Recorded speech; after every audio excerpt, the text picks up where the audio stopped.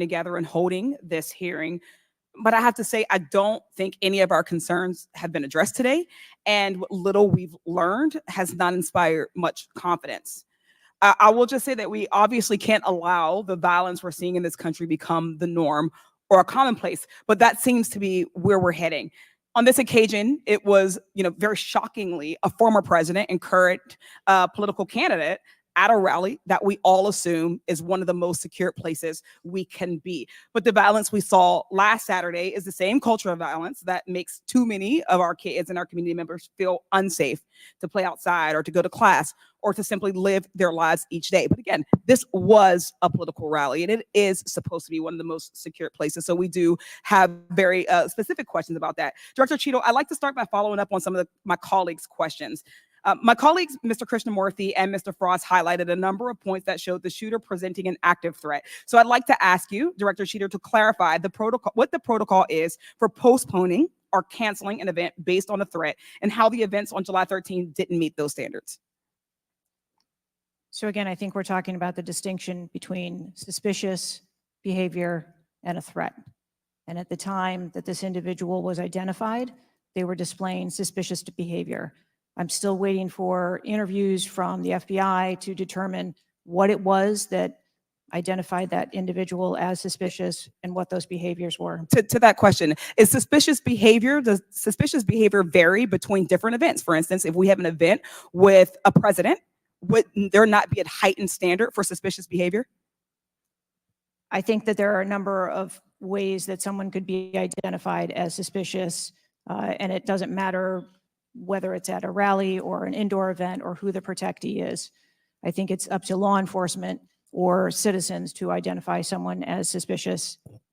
Okay, thank you. According to the Associated Press, at least 6 different agencies, including 2 sheriff's office, local police, state police, as well as fire and emergency rescue officials were involved in securing the rally in Butler. When there are so many teams that are collaborating, who takes the lead and how is that determined? The Secret Service is responsible for the security of the site and the coordination. And that was the case on July 13th? Correct. Okay. Changing gears, in 2024's appropriations budget, the Secret Service was given a little over $3 billion, which was about $78 million above what was requested. For 2025's budget, you've requested yet another increase. How much of these funds goes towards training and improving protection procedures? I would have to get back to you on the training aspect of it, but about 30% of our budget is for protection and facilities and training. But clearly the problem can't be a lack of funding. So what exactly do you see as the core problem that led to this failure, that led to your agency being outgunned by a 20-year-old using his father's gun and acting on his own without a particularly sophisticated plan or technology? I think that we are waiting to determine exactly what those failures or failure was so that we can make sure that the Secret Service is stronger after this. So we've heard a lot today that you can't answer because it's an ongoing investigation, that you're still figuring out the details, and that you won't answer basic questions. You've said 60 days for the investigation, but I simply don't think that's acceptable. Do you really plan to keep avoiding questions and the American people's questions, ours and the American people's questions, for the next 60 days? I'm not avoiding questions. I want to make sure that I am providing factual and accurate information. Certainly, but is there no in between, right? Between what is obviously a fact and what you can surmise from the details that you already have? I assure you, when I have a full and complete report of what took place on that day, I will certainly come back and make that available. Certainly. Studies indicate that the United States is experiencing increasing levels of political violence and tension. Does the Secret Service see increasing political violence as a threat to its work? And if so, how is the Secret Service adapting its strategies and protocols to account for increasing political violence? We are constantly evaluating the threats that we receive and monitoring that, and we make adjustments on a daily basis to our protectees based on what those threats are and what actions we need to take. Yes or no? Do you believe that stricter controls on the availability of assault weapons would make it easier for the Secret Service to fulfill its missions of protecting public officials? I think the Secret Service is tasked with providing a safe environment, which is why we put into place a number of mitigation factors. Certainly, but do assault weapons make it easier or harder for you to do your job? I think that any weapon makes it difficult for us to do our job. Okay, I yield back. Chair now recognizes Mr. Donalds from Florida. Thank you, Chairman. Director, real quick, at what time was Secret Service aware of the active threat against President Trump?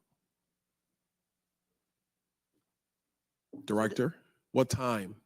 So the Secret Service was aware that there was an individual who had been identified as suspicious, and that individual was attempting to be tracked down. At what time? I don't have a specific timeline other than to tell Director, you, it's been 9 days. I At understand what that. time? I want to make sure that I give you factual information, sir. Director, have you talked to the agents on the ground that day?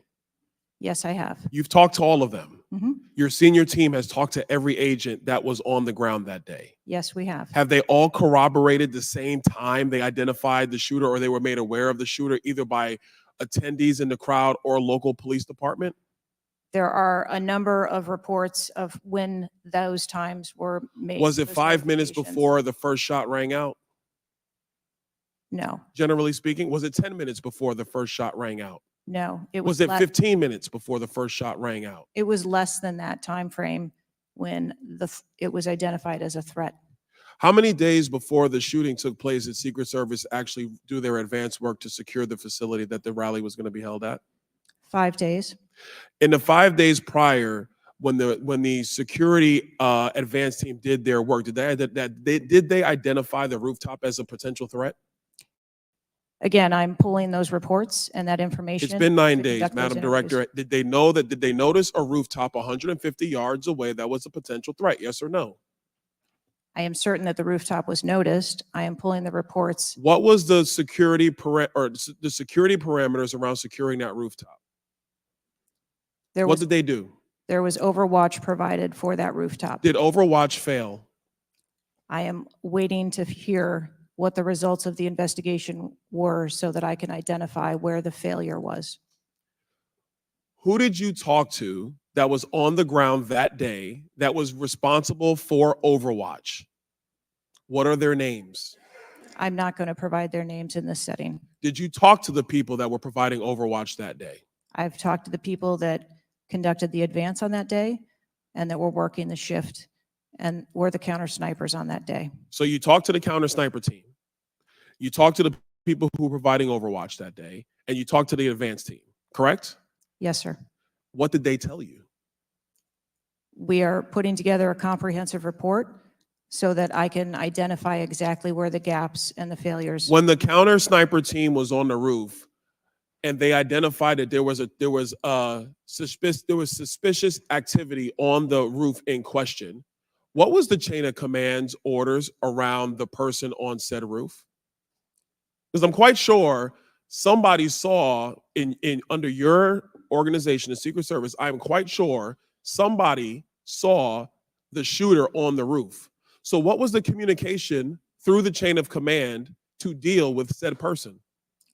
What I can tell you is that when the individual was identified by the counter sniper, they took one shot and neutralized that individual. But that was after the shooter already took a shot. Is that correct?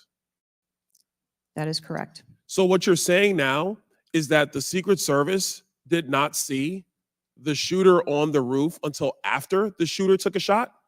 I do not have all of those details at this time. If you don't have those details after 9 days, Director, then what you're telling me is that you guys didn't see it. Is that correct? I am telling you, I don't have all the details of the sequence at this time. Director, it's been 9 days. Either you have the information or you do not. Is that correct? We are still in the process of conducting interviews and an investigation. Some of my colleagues have texted me over the last couple days, bipartisan, about whether you should lose your job. And I've been quiet on that question because I wanted to see what you were going to do today. In my opinion, you do need to be fired immediately. And it is because this is gross incompetence. And the fact that it's been 9 days, and these are simple questions to answer. I'm quite sure if I asked any one of my kids if they got in trouble and I told them to give me the details, I would get more answers from them than I'm getting from you right now. And that's what's frustrating on a bipartisan basis. on a nonpartisan basis. This is a joke. And director, you're in charge. And that's why you need to go. Mr. Chairman, I yield back. Chair now recognizes Mr. Goldman from New York. Thank you, Mr. Chairman. Director, I want to follow up and just understand a little bit why there is so much information about this out in the public, including some from you and your communications team, and yet you're here pursuant to a subpoena under oath in front of Congress, and you're unable or unwilling to answer some of those same questions. Can you just explain why you are answering so many fewer questions here than you have to the media? I'm answering the questions that I'm able to answer based on the fact that there are multiple ongoing investigations. But you have answered some of these questions previously, correct? To the public, to the media. Which questions? Well, did you have an interview with ABC News? Yes, I did. Okay. And did you explain the interaction between local law enforcement and the Secret Service, and that local law enforcement was responsible for securing the perimeter of the building where the shooter was? I said that the Secret Service is responsible for designing and implementing and executing the security plan, and that we rely on the assistance of our local law enforcement partners to assist us with that plan. Let me ask you something. Were you given any instructions about what you can and cannot answer here today? My ability to answer questions is solely reflective of the fact that there are multiple ongoing investigations, and I want to make sure that I provide accurate information that doesn't conflict with any of those investigations that are going on. So is it your view that you can't talk about anything that happened that day until those investigations are completed? My view is that I want to make sure that this committee and the American public gets correct and actual information. And so is it your view that that can only happen after the completion of the investigation? It is my view that when the investigations are complete, that we will be able to share that information. And how about before that? If I have factual information that I can share before that, I absolutely will. I'm guessing you have factual information as to when the suspicious photograph of the suspicious person was relayed to the Secret Service. There's a timestamp on that text message or whatever it was, correct? Sir, I'm sure you can understand that when you're dealing with text messages, emails, and other communications, the timelines don't always match up. Not really if they're timestamped, but let me move on. Because you have acknowledged that this was a major security failure. Is that right? Yes. Do you acknowledge that it was a major security failure not to secure the rooftop of the building that the shooter shot from? I believe at this time that the rooftop was provided Overwatch. I acknowledge that we are unaware at this time how the individual was able to access the roof. Overwatch meaning from other counter sniper, other higher points? Correct. And so was it a failure then that when that shooter was on the rooftop, that Overwatch did not identify him before he fired his shots? I don't have the timeline of how the individual accessed the roof, where they accessed the roof, or how long they were on the roof. Let me ask a couple things quickly. You have testified here about all the resources that the Secret Service needed to deploy to protect the NATO summit and all of the leaders here. Is that right? Yes. Did you have to rely more on local law enforcement because of the NATO summit for this event?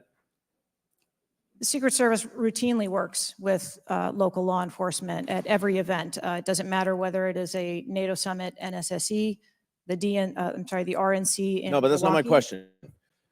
Obviously, there's a natural give and take as to, I'm sure, how many agents you deploy and how much you rely on local law enforcement. Did you have to rely more on local law enforcement because there were fewer Secret Service assets available because of the NATO summit? No. I hope we get answers before the completion. I don't like the fact that the media has received far more answers than Congress has. If this is a function of getting your ducks in a row, I assume you have access to a lot of these reports and a lot of this information, and you should have come prepared here today. And I would just want to flag, Mr. Chairman, before I yield back, that I want to just point out one thing that my colleague from Texas was talking about when he said he recreated this shooting twice with an AR-15, and he had a 94% success rate, 15 out of 16 shots.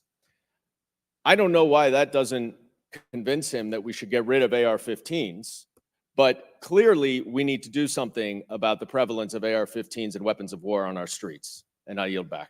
Chair now recognizes Mr. Perry from Pennsylvania. Thank you, Chairman. Director, I guess 60 days is the time of the investigation. Is that the information that you've put out, or where did that come from?